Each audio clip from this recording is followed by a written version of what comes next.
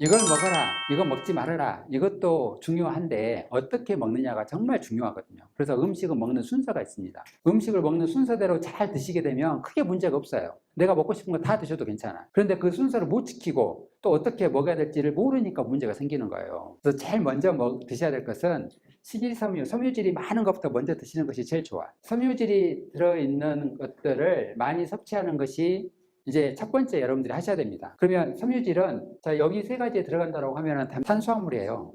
과일도 탄수화물, 밀가루 탄수화물, 쌀가루는요 탄수화물, 빵은, 튀김은요. 자 얘네들도 탄수화물이고 섬유질이 많은 것들도 탄수화물이에요. 단백질, 탄수화물, 지방 중에서 우리 몸을 살찌게 만드는 게 뭘까요? 탄수화물이라고 이야기를 하잖아요.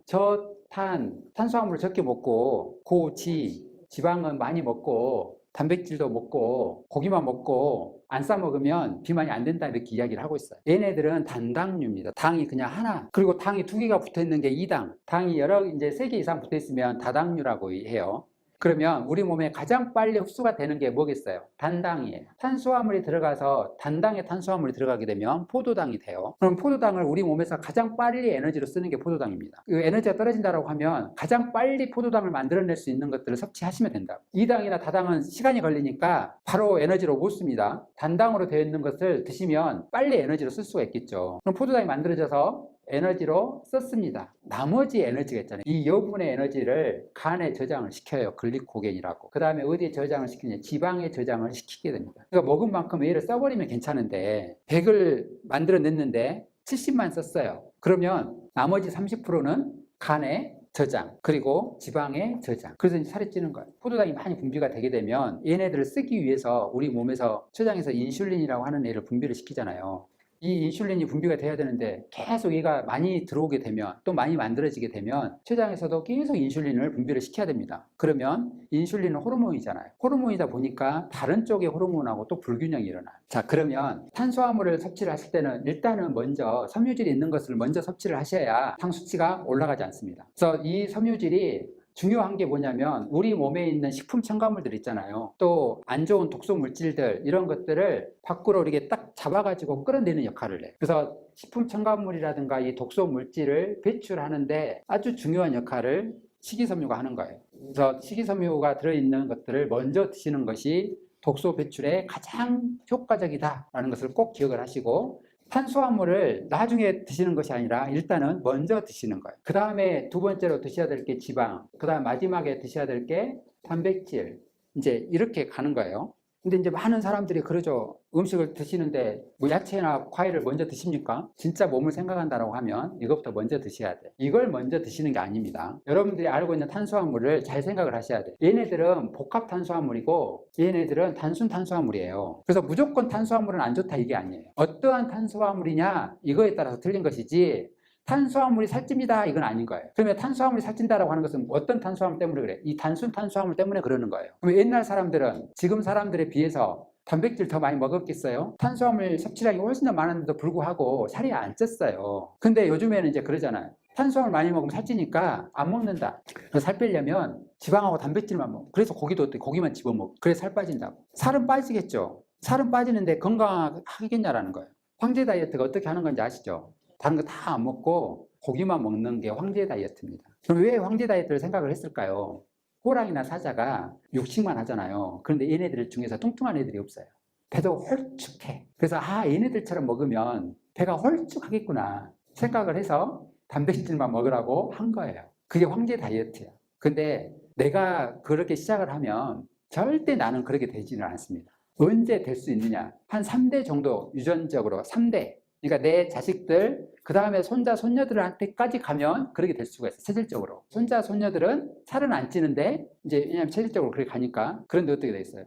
엄청나게 몸에 문제가 생기는 거예요. 정말 많은 다이어트 종류들이 있어요. 수만 가지가 있습니다. 그런 것들 중에서 어떻게 하는 것이 가장 효과적일 것인가 여러분들이 알고 하셔야 되는 것이지, 방송에 나오는 거 보고 이건 먹으면 내가 살 빠질 것 같고, 내가 지금까지 온갖 것을 다 해봤는데 안 빠졌는데 이건 먹으면 살 빠질 것 같고, 내가 마지막으로 이거 한번 해보겠다 해도 결론은 안 됩니다. 한번 살 빼놓으면 절대 어떻게 해도 요요가 안 일어납니다. 세상에 이건 없는 거예요. 그 다음 살을 빼놓고 몸에 독소를 빼내고 이 이후에 어떻게 하도록 만들어 줄 것이냐, 이게 지속적으로 가지 않으면 절대 안 되는 거예요. 그리고 나이가 먹게 되면 무조건 살쪄요. 젊었을 때 보면은 남자들이 이렇게 건장하고 살도 이렇게 배도 많이 나오고 막 이렇잖아요. 근데 나이가 먹으면 남자들은 빼빼 말라가. 근데 여자분들은 젊었을 때는 엄청나게 날씬하고 예쁜데 나이가 먹으면 먹을수록 내 의지하고 전혀 상관이 없이 막 옆으로 세상 넓은 줄 모르고 막 퍼지잖아, 이렇게. 이거 호르몬 때문에. 그러면 안 되게끔 하려면 어떻게 해야 되겠어요? 저 호르몬 조절을 잘 하셔야 되는 거라고. 이건 여러분들이 스스로 어떻게 감정의 상태를 조절을 잘 하셔야 돼. 이 호르몬의 균형을 잘 맞추기 위해서 필요한 게 뭐냐면 감정의 조절이거든요. 이 감정의 조절을 잘 시켜야 이 뇌가 잘 활성화가 돼요. 그럼 뇌가 잘 활성화가 되게 되면 BDNF라고 하는 이 물질하고 NRF2라고 하는 이 물질이 잘 생성이 됩니다. 이 두 가지 물질이 잘 생성이 되게 되면 절대 뇌에 관련된 질환이 안 생겨요. 치매, 우울증, 알츠하이머, 파킨슨병, 간질, 이러한 모든 것들이 안 생기는데, 이 수치를 높일 수 있는 가장 좋은 방법은 간헐적 단식을 하게 되면 NRF2라고 하는 유전 물질과 BDNF 수치를 아주 높게 올립니다. 절대 뇌에 관련된 질환은 생기지 않아요. 그러면 간헐적 단식은 얼마만큼의 단식 기간이 간헐적 단식일까요? 3일 하면은 엄청나게 이 레벨이 많이 올라갈 거예요. 근데 딱 24시간에서 72시간, 3일 딱 하잖아. 이렇게 하게 되면 베타, HBA라고 하는 물질이 막 분비가 되기 시작을 합니다. 그러니까 정신적인 건강의 상태가 아주 좋아지는 거예요. 우울증, 불면증 이런 걸로 인해서 힘들어 하시는 분들은 반드시 필요해요. 인지 능력이 향상이 돼요. 잘 안 잊어먹어요. 물론 이제 어느 정도는 잊어먹어야 되는데 필요한 것은 기억을 한다는 거죠. 쓸데없는 것은 다 잊어먹어도 돼요. 그리고 집중력이 올라갑니다. 이렇게 만들 수 있는 가장 좋은 방법은 간헐적 단식이에요. 그러면 이걸 언제마다 한 번씩 하는 것이 좋을 것인지, 봄, 여름, 가을, 겨울로 계절이 딱 바뀔 때마다 한 번. 그러면 1년이면 4번 정도 한다라고 하면, 자, 1년에 4번 정도 3일 정도씩, 그러니까 24시간 이틀이잖아요. 72시간 3일이고, 그러면 내가 한 이틀 정도 조금 더 할 수 있으면 3일 정도 해서 내 몸에 독소 노폐물을 뺄 수 있는 그런 간헐적 단식을 한다고 하면 훨씬 더 정신적으로 육체적으로 건강한 삶을 살 수 있어요. 하려고 노력을 하셔야 되고 해보셔야 돼요. 1년만 딱 한번 해보셔요. 하셔야 되는 이유가 이제 있어요. 이렇게 하게 되면 어떻게? 일단 면역력도 올라갑니다. 바이러스 같은 이 면역을 문제가 일어나지 않도록 하는 데는 코 안에 있는 점막, 그 다음에 코털. 일단은 코털은 필요한 거예요. 외부에서 들어오는 물질이 바이러스라든가 박테리아 이런 것들을 안으로 들어오지 못하게끔 차단시켜주는 역할을 일단은 첫 번째, 이 코 점막에 윤기가 있어야 돼요. 그러니까 항상 코가 비염이나 충농증 있는 사람들은 안에가 항상 말라 있어요. 말라 있으면 바이러스가 들어가서 어떻게 살아요. 근데 여기 점막에가 습이 있으면 어떻게 바이러스가 물에 빠져서 죽는 거하고 똑같아. 그런데 얘가 건조해져 있으면 여기서 살아요. 살아서 그 다음에 여기 안으로 넘어갑니다. 입 안으로. 말라 있으면 여기서도 또 살아. 들어갔는데 폐가 말라 있으면 여기서도 살아. 그러니까 어떻게 이제 여기서 이제 살면 우리 몸에 이제 면역 세포가 얘네들을 가서 공격을 해야 되잖아요. 그래서 폐에 딱 그 바이러스 들어오잖아요. 그러면 면역세포가 여기를 가서 계속 전체 면역세포가 이쪽으로 몰려서 공격을 하다 보니까 여기가 섬유화가 돼버리는 거야. 그러니까 어떻게 호흡이 안 돼서 죽는 거예요. 그러니까 면역세포가 그렇게 작동을 하는, 왜냐하면 얘 입장에서는 어떻게 다른 애 살리려고 하는데 결론은 어떻게 호흡이 안 돼버리니까 죽는 거잖아요. 그래서 건강한가 건강하지 않는가 보면 입이 바짝바짝 마르는 사람은 절대 건강하지 않는 사람. 그래서 침을 자주 뱉고 다니는 사람은 오래 못 삽니다. 비염이나 충농증이 있으면 이 코 점막이 절대 이게 윤기가 없어요. 이렇게 해서 이 습이 잘 유지가 되도록 하려면 장이 좋아져야 된다니까요.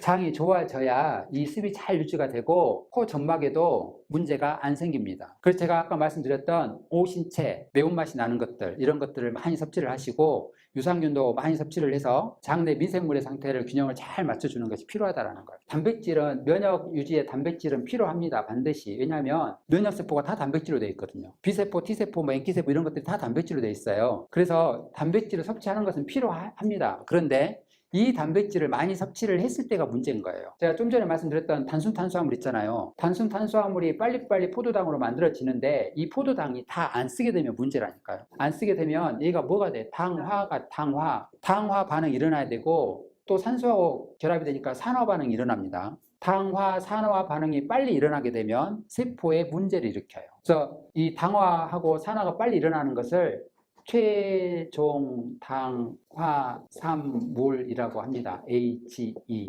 마지막으로 당화가 빨리 일어나는 음식을 삼가를 해라 이거예요. 그러니까 AGE 수치가 높다라는 것은 당화가 빨리 일어나는 먹거리들이에요. 아까 제가 말씀드렸던 단순 탄수화물, 밀가루 음식, 유제품, 튀김류 이런 것들. 근데 거기 중에서 가장 안 좋은 게 있어요. 감자튀김. 그래서 감자튀김은 절대로 드시면 안 돼요. 특히 당뇨가 있는 분들. 당뇨가 있는 분들은 치명타입니다. 근데 당뇨가 아닌 분들도, 건강한 사람들도 치명타예요.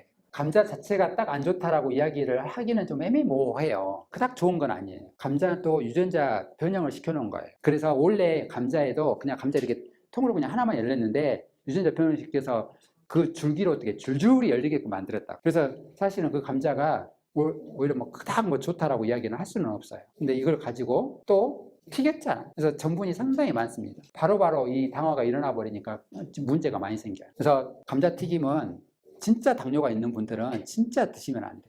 당 수치 절대로 안 떨어집니다. 그래서 당뇨가 있는 분들은 반드시 식사를 하실 때 꼭 먼저 식이섬유를 꼭 먼저 드시라는 거예요. 어떤 것을 드시더라도. 그래서 흰쌀밥을 드셔도 괜찮아요. 흰쌀밥을 드셔도 괜찮다고. 그런데 어떻게 먹느냐. 식이섬유를 먼저 드시고 흰쌀밥 드시면 절대 당 수치 안 올라갑니다. 그러니까 중요한 것은 흰밥 먹지 마십시오. 이게 중요한 게 아니라 어떻게 먹느냐, 어떻게 드시게끔 하느냐가 중요한 것이지. 그래서 꼭 섬유질이 있는 것들을 먼저 드시게끔 하시라고. 근데 꼭 당뇨가 아니더라도 어떠한 질환을 가지고 대사증후군은 다 포함이 돼요. 암, 혈압, 당뇨, 그 외의 모든 질환들은 다 불균형 때문에 생기는 거기 때문에 먼저 식이섬유를 꼭 드시는 것부터 먼저 하시라. 그러면 그 다음에 이제 드시는 것들 있잖아요. 내가 피자 먹고 싶으면 먹어야죠. 당뇨가 있다고 해서 평생 피자 못 먹고 살아야 됩니까? 다른 사람 다 먹고 사는데 한 조각이라도 드셔야지. 식이섬유 드시고 밥 식사하시고 탄수화물 드시고 나중에 단순 탄수화물을 먹는 거예요. 제일 나중에. 그러면 제일 나중에 내가 먹고 싶은 피자를 드시는 거라고. 그래서 식이섬유 드시고 단백질 드시고 또 지방도 드시고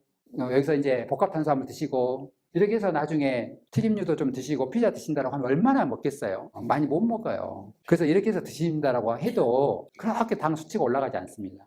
크게 문제가 생기지 않아요. 근데 먼저 이런 것들을 먹게 된다고 하면 엄청나게 올라가죠. 당 수치가.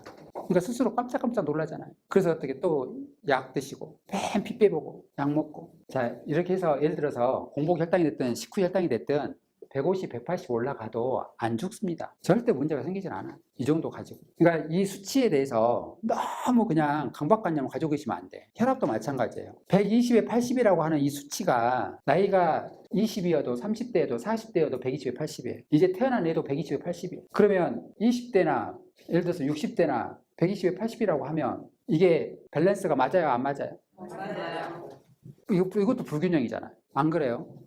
내가 내 몸 상태가 60년을 내 몸을 굴려놨어요. 똑같을 수가 없어요. 절대로 똑같을 수가 없다. 그럼 나이가 먹으면 에너지 효율이 떨어져요. 전체에 있는 세포에 어떻게 혈액을 제대로 공급을 못 시켜줄 거 아니에요. 그러니까 혈액을 공급시켜주려면 어떻게 하겠어요? 이게 올려야 정상인 거 올려야. 그래서 140, 150으로 그냥 이 정도 올라가는 것은 아무런 문제가 없습니다. 전혀 문제가 없어요. 그런데 항상 120에 80이어야 된다고 하는 것이 이게 고정관념으로 들어가 있으니까 내가 약을 안 먹고 한 번 딱 약을 안 먹었는데 혈압을 재보니까 150으로 올라갔어요. 올라가니까 어떡해. 큰일 났다. 이거 이제 뇌졸중으로 떨어져 버릴 수도 있겠다. 이런 생각을 하게 되는 거예요. 그러니까 이제 그때부터 뭐가 뒷골 땡기기 시작을 하고 안 아팠던 머리가 아프기 시작을 하고 막 어지럽기 시작을 하고 앉았을 때는 아무렇지도 않거든요. 혈압 딱 잰 순간부터 그래. 그러니까 맨 혈압만 재보고 있어요. 다이어트 하는 사람도 똑같아. 맨 저울에만 올라갔다 내려갔다. 그래서 너무 수치에 연연하시면 안 돼.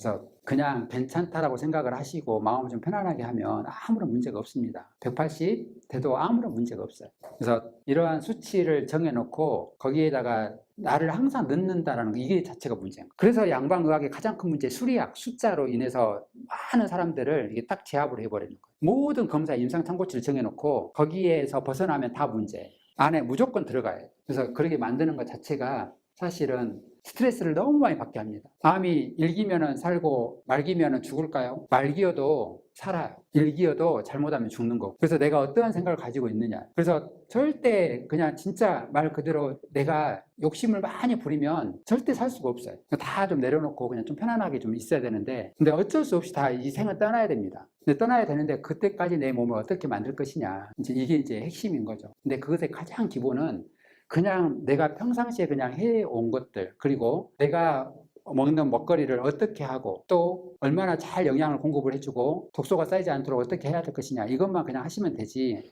이것저것 필요한 것들을 엄청나게 많이 갖다가 먹는 것이 절대로 좋은 방법입니다.